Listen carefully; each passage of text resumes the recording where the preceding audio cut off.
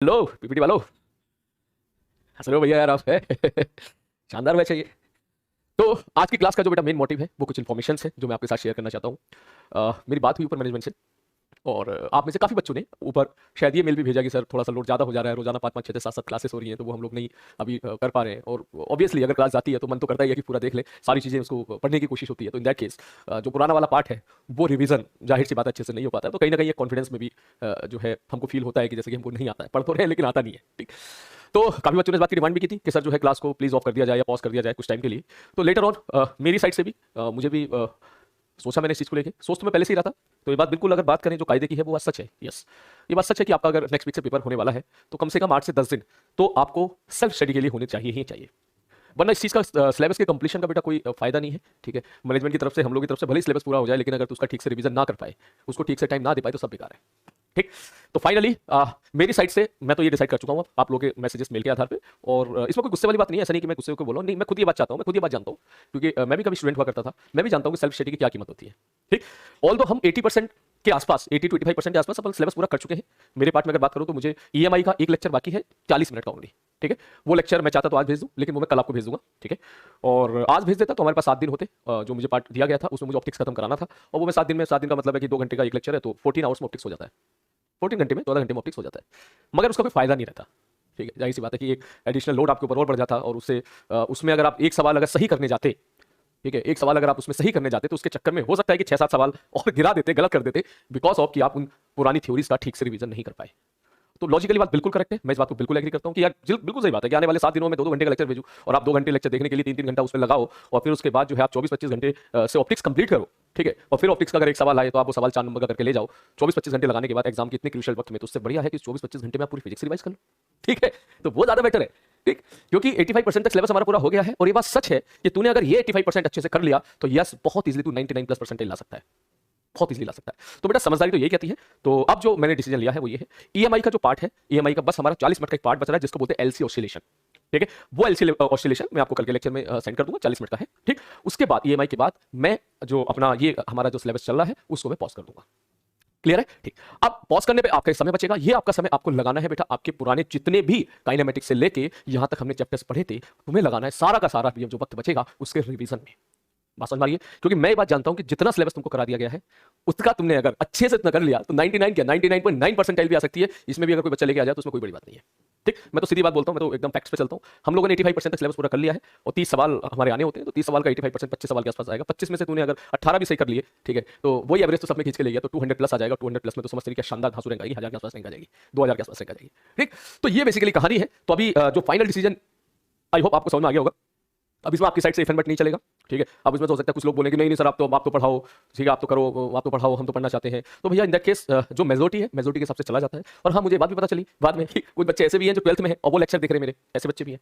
ठीक है, तो जिन बच्चों का सिलेबस हो गया नवंबर में अक्टूबर में पूरा, ठीक है, वो सिलेबस अक्टूबर में पूरा करके बैठे गए, उन्होंने फिर ये सब्सक्रिप्शन लिया है। ठीक, तो वो क्योंकि पढ़ना चाहते हैं तो बेटा फिर ऐसे केस में वो लोग मैसेज करते हैं कि नहीं नहीं आप तो पूरा कराओ, क्योंकि वो ऑलरेडी पढ़ चुके हैं।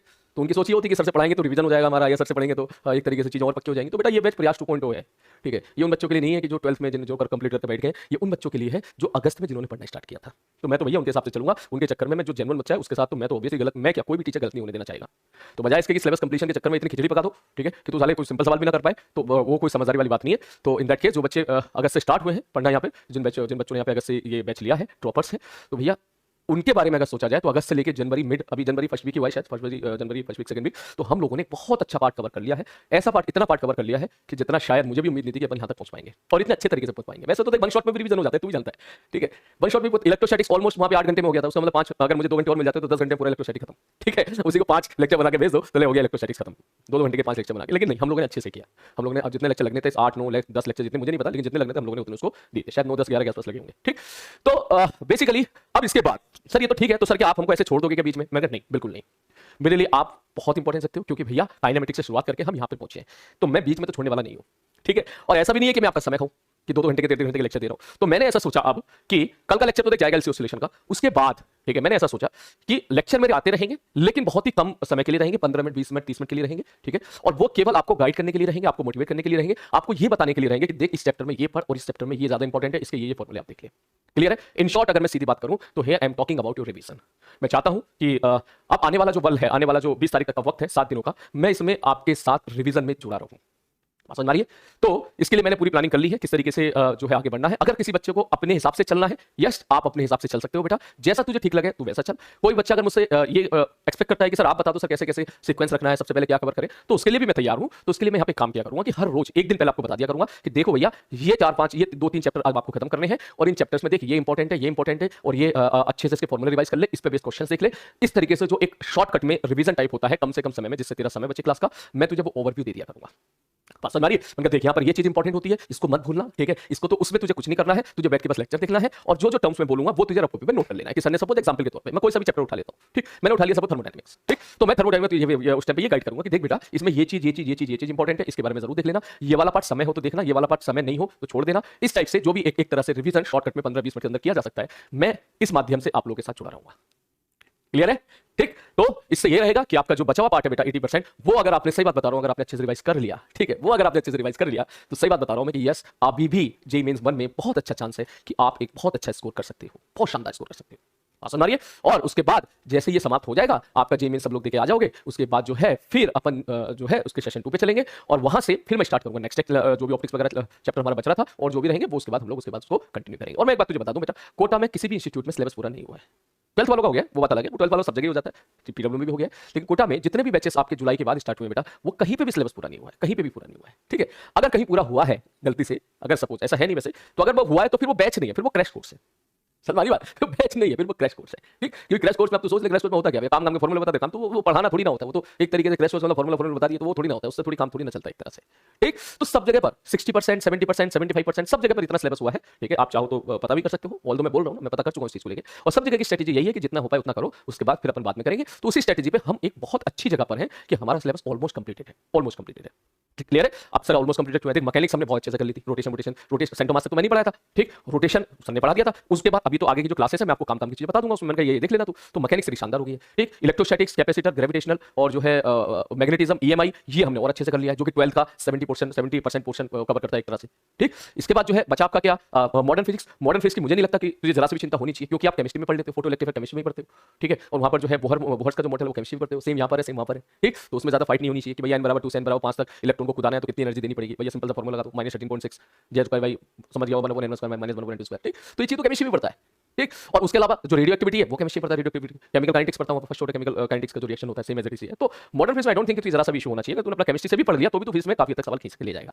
ठीक, और जो है आपका जो ऑप्टिक्स है, सॉरी वेव ऑप्टिक्स है, वो हम लोग कवर कर ही चुके हैं अच्छे से। ठीक है, इनफैक्ट साउंड वेव, ठीक, sound wave, wave on string, SHM, majority portion जो था फ्लूइड, ठीक है, ये सारा हम लोग कवर कर चुके हैं, सारा का सारा। और दूसरी तरफ से आपको जो है अभी थर्मल एक्सपेंशन, ये छोटे-छोटे आर्टिकल है, ठीक, या इलास्टिसिटी का तो मैंने माइंड मैप सीरीज ले लिया था, वो देख लेना आप सब लोग, जिसका इलास्टिक छूट गया था माइंड मैप सीरीज देख लेना, that is more than sufficient काम के लिए। ठीक है, 80% क्वेश्चन तेरे वहीं से निकल जाएंगे तूने अगर माइंड मैप सीरीज देख लिया तो वहां पर। ठीक है, 30 मिनट के अंदर मैंने कराया था उसको। ठीक, तो ये बेसिकली कहानी है, तो majority of the questions part हमारा हो चुका है। ठीक है, उसमें जो है आप बिल्कुल लोट ना लें। अब अगर सपोज कोई बच गया है, अगर बच गया है तो मुझे नहीं लगता कि आज के टाइम पर ऐसा मोमेंट है, ऐसा पल है जिसमें आप पढ़ नहीं सकते। एग्जांपल के तौर पे अब इसमें कुछ बच्चे बोलेंगे सर आप मतलब ऑप्टिक्स का कोई सिंपल सवाल आ गया तो यार अगर किसी बच्चे के पास वक्त है, ठीक है ना, अगर किसी बच्चे के पास वक्त है तो तू शिवेंदु सर के लेक्चर देख सकता है, लाइव के लेक्चर देख सकता है, ऑप्टिक्स के वो देख ले। और किसी के पास वक्त नहीं है, किसी के पास मेजॉरिटी के पास वक्त नहीं है, तो फिर इसको क्यों हो रहा है इस बात को लेके कि वो नहीं आता है, जितना करा है वो करना एक तरीके से। ठीक, या अगर किसी के पास थोड़ा बहुत वक्त है तो भैया एमएसटी सर ने वो क्लास ली थी मंजिल सीरीज में 6 घंटे की ऑप्टिक्स की, वो देख लेना 6 घंटे की। ठीक, तू तो वैसे 2x पे देखने में माहिर हो चुका है। ठीक है, तो वो देख लेना, ऑप्टिक्स में काम देख लेना, लेंस फॉर्मूला कैसे लगाते हैं, मेरा फॉर्मूला कैसे लगाते हैं, प्रिज्म का डेविएशन का फॉर्मूला क्या होता है, काम की चीज देख लेना, सिंपल सवाल उस पर आगे तो कर लेना, ना तो सारा छोड़ देना, खत्म। जब सारी दुनिया छोड़े तू भी छोड़ देना, समझ बात। उसी प्रकार अगला एक इंपॉर्टेंट पार्ट निकल के आता है इलेक्ट्रोमैग्नेटिक वेव और जो है पीओसी और सेमीकंडक्टर। इसके लिए मैं चाहूंगा कि जो मंजिल सीरीज में जो राजमन सर ने लेक्चर लिया था चाहे तो वो देख लेना। ठीक है, अपने को तो बस किसी तरीके से अगर तुझे लग रहा है, फील आ रही है तो देख लेना। सेमीकंडक्टर की पूरा नहीं पढ़ना है तो ठीक है मत पढ़ पूरा, तो एक बार थोड़ा सा जेना डायोड देख लेना, हल्का सा लॉजिक गेट देख लेना और डायोड के बारे में पढ़ लेना, इसी से मेजॉरिटी ऑफ द क्वेश्चन निकल जाते हैं। ठीक, लॉजिक गेट देख लेना कैसे जीरो, अगर इसके लिए यूट्यूब पे भरमार मटेरियल पड़ा हुआ है, इसके लिए तुझे मेरी आवश्यकता नहीं है।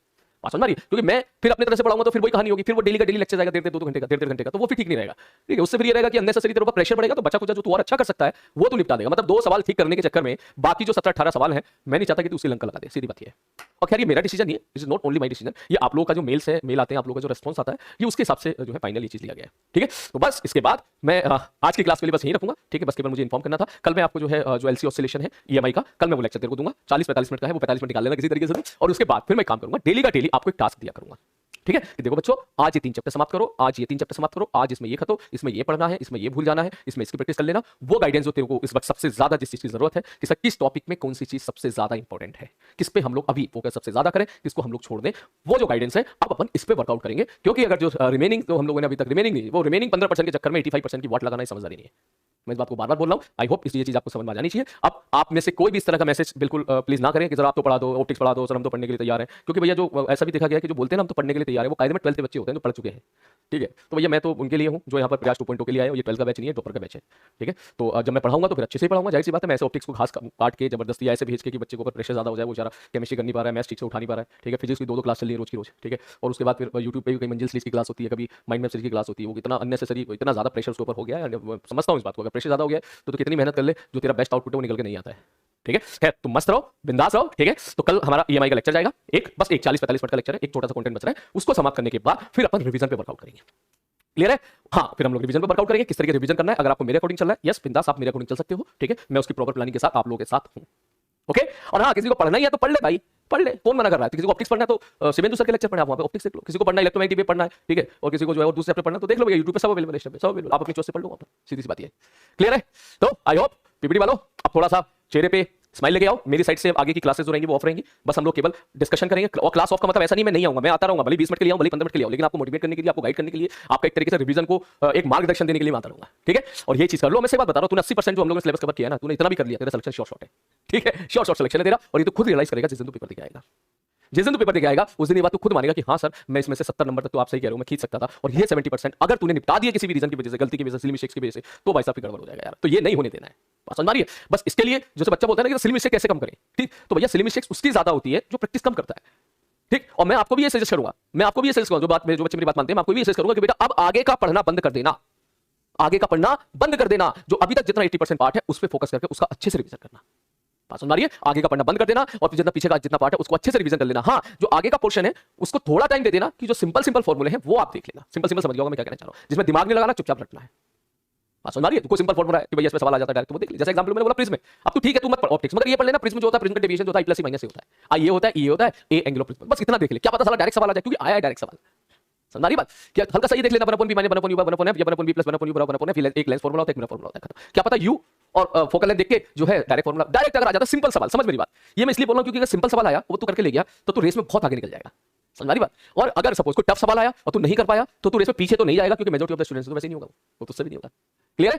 तो अब जो आगे जिस चीज की आवश्यकता है बेटा, वो आवश्यकता है यहाँ पर तेरे पॉजिटिव रहने की। ठीक है, टिकार है। अगर तेरे को लग रहा है मेरा बैकलॉग्स बहुत हो गया, काफी बच्चे आप में से ऐसे मैसेज किए थे सर मेरा बैकलॉग्स बहुत हो गया, क्या करें, तो आपको वही स्ट्रेटेजी अपनानी है बेटा। जो चैप्टर जो है आपको बिल्कुल नहीं आते उनके बेसिक फॉर्मूले देख लेना वहां पर। ठीक है, और जो है बस अभी अपना बेस्ट दो, अपना भी टिके रहो। अभी हमारा जेमेंस 2 बाकी है, जेमेंस 1 एक अपॉर्चुनिटी आई है। ठीक है, हम लोग पेपर इसको देंगे, अपने हिसाब से बेस्ट देंगे, जितना बेस्ट पॉसिबल है उतना हम लोग इसको देंगे। क्लियर है? तो चल फिर मिलते हैं कल की क्लास में। कल अपन ईएमआई देखेंगे, ईएमआई को खत्म करेंगे, और फिर मैं आपका रिवीजन प्लान करता हूं, इस तरीके से हम लोग आगे रिवीजन को आगे बढ़ाते हैं। टेक केयर, चलो मस्त रहना, खुश रहना बेटा।